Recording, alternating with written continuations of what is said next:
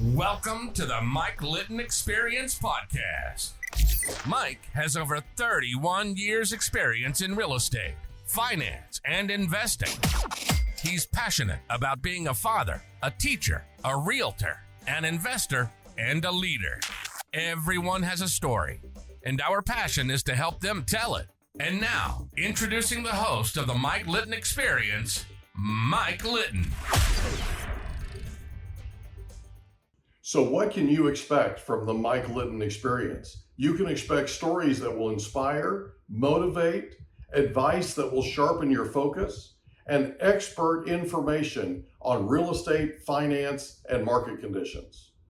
Derek Newborn, thank you so much for being our guest on the Mike Litton Experience. I cannot thank you enough for taking time out of your schedule to be with us, and I'm super excited to share your life story with our listeners. Like we talked about before we hit record, everybody has a story, and our passion is to help them tell it. So with your permission, we'll start with where you were born, go all the way up to today, and we can talk about anything that you're working on today and or for tomorrow, okay? Perfect. Thanks for having me. I'm excited to be on here and share my story for sure. Oh, we're gonna have a blast, buddy. So tell us about where you were born. So I was born in Fort Myers, Florida, and I know where live that there is. today. Yeah, Southwest Florida. That's a cool place. Yeah, there's not too many. Did you of us grow up left. there? Yeah, born and raised. Beautiful. Yeah, one So of the few still what around. was your favorite thing about growing up in Fort Myers? The great thing about growing up in Fort Myers is just the environment, because we have the ocean, but we have just beautiful forests. We have things like the Everglades. We have all kinds of every environment you could think of, from like prairies to swamps to oceans to beautiful trees to all that. And it's truly like a unique part of the country that has so much to offer that I think if you're not careful, you'll take for granted, especially if you've been born and raised here. So yeah, I was super fortunate for the outdoors. That's possible. That's possible. Yeah. Growing up, who was the most influential person to you? The most influential person was my father, even though he was not there for part of it. Okay. He was still heavily influential, just because I just seen him as like He-Man naturally. Mhm. And it's almost like he influenced me the hard way. So not like the traditional inspiring my dad's the best, but more like he's inspired me because I don't have a choice but to kind of figure things out on my own, Okay. which I think had to happen in order for me to get to this side of my life. I got you. So I think I was just being inspired without realizing it. So a lot of the what I thought was pain was really just lessons preparing me for my future ahead. Isn't that So, amazing how you look back and you're like, okay, this all happened for me, yeah, right? It didn't yeah, happen to me, it happened for me. yeah. I mean, it took me like over 30 years to Oh, sure. realize that, but yeah, I truly believe that. Amazing how you sort of evolved to that place, right? Yeah, And yeah, a bunch of things have to happen in order for that to take place. And I'm hoping we can discover a lot of that today. yeah, Because that's the real juice, right? yeah, That's where people learn from what yeah. it was that you dealt with, so that they can then connect with you somehow and get them, inspire and motivate them, right? 100, What we're all 100%, about, right? 100%. So where'd you go to high school? I went to Lehigh Senior High School and knew nobody, Yeah. because I went to a private middle school in Fort Myers, and then Lehigh was kind of like out in the middle of nowhere. So I went in there just knowing not a single person. So And I bet that was interesting, your freshman year. yeah, because by my junior year, I had my son. So I was Oh, a there you father go. when I was 16, just to add it into the mix to make it even more. So my son was actually found out I was going to be a father on my 16th birthday. Wow. Yeah. Wow. Nothing like adding to it, That's why I said I like to keep it interesting, I guess. I guess. That's cool, man. All right. Yeah. So So we find out on our 16th birthday that we're going to have a baby, right? Yeah. Yeah. What was it like going to high school and being a dad? Um, I mean, it was definitely tough, but more so just trying to figure out my life because at 7, my parents got divorced, and my father went to jail for about 3 years, and Okay, so that kind of created this cascade of me feeling a sense of abandonment. right. Obviously, my father left, and for no reason is the person my parents are going to leave, and then that obviously put my mom in a tough situation where she had to become a single mom and figure her things out. So, like as I mentioned, the private middle school I went to, now my mom was in a position where, due to her work schedule, she would have to drop me off at the gates of the school, before the sun came up, and I would just sleep by the gate till the maintenance man came and let me in. Ooh, And so, and how middle school and kids are, they don't really, it's not very cool to be the kid sleeping outside, right? So yeah, it was very difficult to have friends, and it just kind of like solidified this feeling of abandonment that I constantly felt. So then I got to high school and had my son, and it was so tough for me because obviously I didn't know what I was doing. But even though I was very much a part of my son's life and had his pictures on my binder and stuff, his mother was not happy with our situation. So she created rumors and lies about me about being an absent father. oh no, And so again, high school, teenage, people don't want to hang out with a guy that's not a good person or a father. So I dealt with that. So there's lots of all this feelings of abandonment and just reassuring me that it doesn't matter if you're a good person or not, you're going to be abandoned. I got you. And I was unconsciously just kind of putting on that costume and operating through life. And after high school, in my early 20s, I got married to a woman, not the mother of my child, got married to a woman. Um, and then came home one day with my son, and she had taken everything out of the house and left. And that was like, now I understand it. That was like my final straw where I subconsciously just said, F it, I'm only going to look out for myself. Right. I'm never going to put myself in a position to be abandoned again. Cause that triggered, there were so many times when my mom was trying to rebuild her life that we would come home and her boyfriend at the time had taken everything from our house, like microwave, everything. We just sat on the floor and that. So Wow.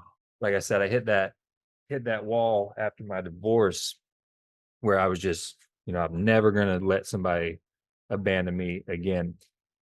And so as I took that on, I got in the fitness industry, and my personal training business became very successful.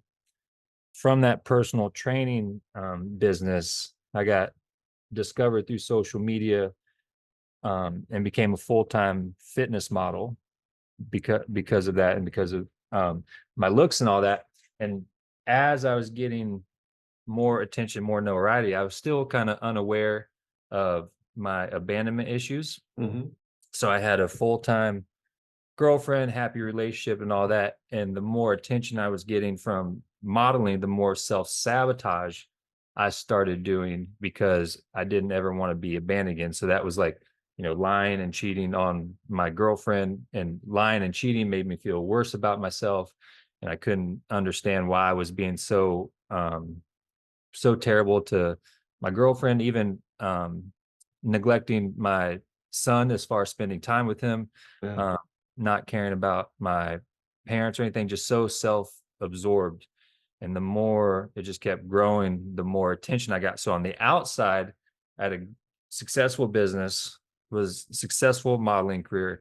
It looked like everything was going great, but I was feeling so terrible on the inside Yeah. and doing so much self-sabotage that I just didn't know what to do. So I just kept beating myself up, which started just dealing with depression on a daily basis. And eventually that self-sabotage caught up with me, and everybody essentially said, this is enough. I don't want to be around you and all that. And it was public in the realm of Fort Myers. Fort Myers is not that big, and I had so much notoriety. Um, so that led to me actually attempting suicide, which was essentially my rock bottom. And my mom got there in time to prevent it. But so that was essentially the rock bottom, was the suicide attempt. How old were you? This was 5 years ago. Wow. This was 5 years ago. So 35. Okay. Because I was just so devastated on the person that I had become, and all the people that I hurt, Yeah. through everything. But the best thing that came out of me hitting rock bottom in the suicide attempt is I came to the realization that the common denominator in all this turmoil and everything that I've done, the common denominator was myself. Mhm. It wasn't my girlfriend. It wasn't my parents. It wasn't, anybody else but me. So that meant I was in control and created everything that transpired up to that point. So So now that, you can solve it. yeah. So once I took ownership of the person that I was, which I was very narcissistic. So I took ownership of that and stopped blaming social media, stopped blaming my father going to jail, stopped blaming my mom, stopped blaming my ex-wife, all that stuff. Once I took ownership, I had ownership from there on out to create Right. the life and the man that I choose and want to be like. Right. And that's how I started my uphill climb. And all that I've taken and was able to build a men's coaching program to help them overcome self-sabotage so that they don't hit that rock bottom. Because like I said, I had so much going for me on the outside. I was so scared to just tell somebody, hey, I'm not doing well, or hey, I'm doing this, Mhm. because I know when I tried to mention it, they were like, what do you got to complain about? Right. So then that just made me feel any worse. So now I've created that avenue using my own journey as a place where a quote unquote successful man who might be self-sabotaging has a place to come to take ownership and then build from there instead of being judged or anything like that. So my whole journey had to happen for me to get to this podcast. I would never Yeah. be on this podcast if I didn't do it. I would never be in the position of helping so many people avoid, heal, and transform. So let me ask you a question. So growing up, who was the most influential? So was your dad the most influential to you growing up, but for the Yeah. wrong reasons, kind of thing? I think I don't want to say the wrong reasons. I would say not the typical reasons. Right. Like he just influenced me because here he was sent to jail, his wife divorced him, and his best friend died all with like in a month.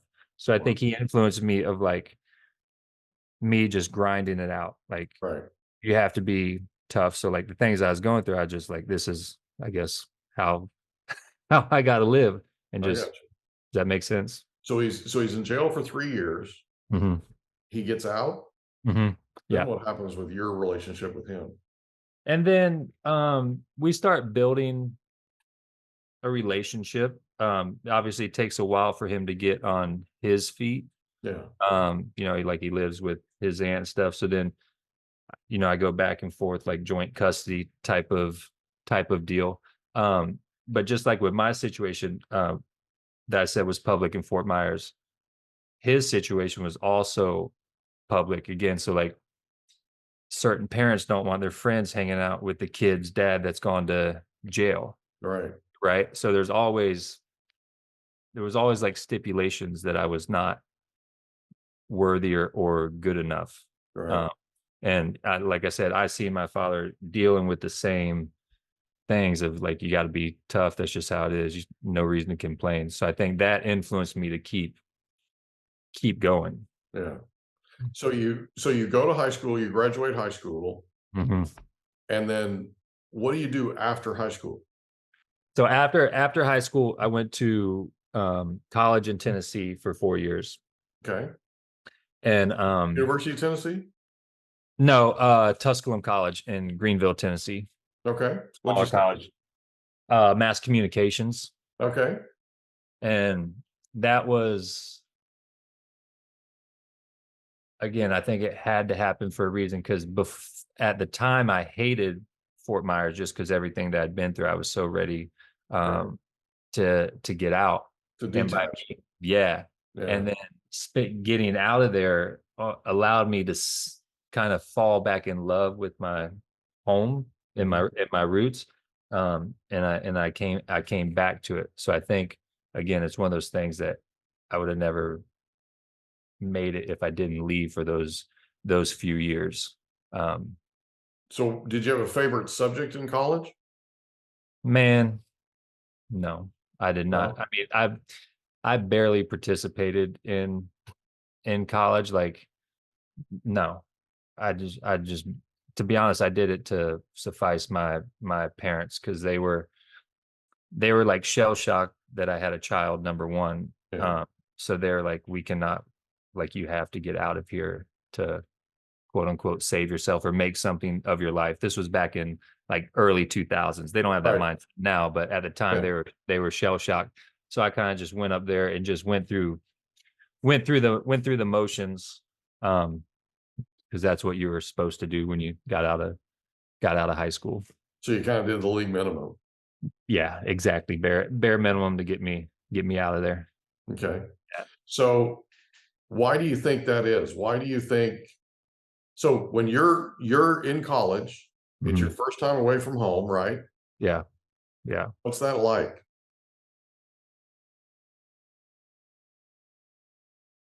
It's like, to be honest, the way it felt was like, it just felt normal. Like, I remember my roommate, he lived like an hour away from the college, and he would get homesick and he was only lived an hour away. And Right. for me, it was just like another part of my journey. Like, of course, nobody's going to be here. Like, that doesn't make sense. There's no, like, there's no support system. I'll figure it out. Right. But that person that was in college was not, it was still the same young guy that was sleeping in middle school. Like, Right. I hadn't emotionally developed or like mentally developed into a man at that point. Right. Like, I didn't have any guidance. I didn't know what was right. I didn't know what was wrong. I just, like, walking around in the dark, just feeling with my hands and trying to figure it out. Gotcha. So that's why I don't think I got any value of it, because I didn't perceive it as valuable. I just perceived it as just another step. I didn't have an end goal in mind. I was just I got still in survival mode. Why mass communications? It seemed like the easiest. Yeah. So again, path of Yeah. least resistance, right? Yeah. Yeah. Like, I was so used to just surviving. Let me get through middle school. All right. Let me get through high school. Okay. Let me get through college. Gotcha. So, Okay. yeah, I just didn't have that initiative. So you get through college Mhm. and you come back to Fort Myers. Yeah. What was Yeah. that like? I came back to Fort Myers and started doing construction and pouring concrete. By that time, my dad had his own business. So I thought I was coming back to like take over the family business. Mhm. And my dad was like, "You can become a day laborer for me." Whoops. Yeah. Yeah. So I guess I should have took college more seriously. But and then I just really started following in his footsteps, because he'd done construction all his life, concrete stuff. And so I just started from the ground up. And again, like, I just kind of fell into the path of, this is how life is. You're going to work super hard for not a lot of money. You're going to struggle to raise a child. You're going to make mistakes. You're going to do all these things because that's what your father did. And that's what your grandfather did. And that's what your uncle does. And I slowly fell into that path, until I got to the point of, I looked around and saw that, my dad was physically beat up from the work. Mhm. My uncles would Concrete be will do that to work. you. When Yeah, you're and 18, by the way, concrete will do that to you when you're 18, by the way. Concrete will do that to you when you're 18, yeah, let and alone whatever age he was, right? yeah, and none of them that had been doing construction had much to show for it, and they Yeah. were already older than me. So I literally just walked away from it and just got in the fitness business, and just again, I had that mentality that, nobody's going to save me. So if I'm responsible for my success, then I'll figure out a way to be successful. And that's what started the upward trend, Gotcha. kind of So, breaking the mold. question for you that you may not want to answer. Okay. What did your dad go to prison for? So till this day, I don't know the exact charge because we don't talk about it, but it was a financial crime Okay. with his business partner. So it's something to do with finance. Yeah, something to do with finance that you. Well, at least it was kind of a white collar kind of thing, right? Versus, Yeah, very much white collar. Yeah, yeah. yeah. But it was crazy. Yeah, I did used to go see him in jail.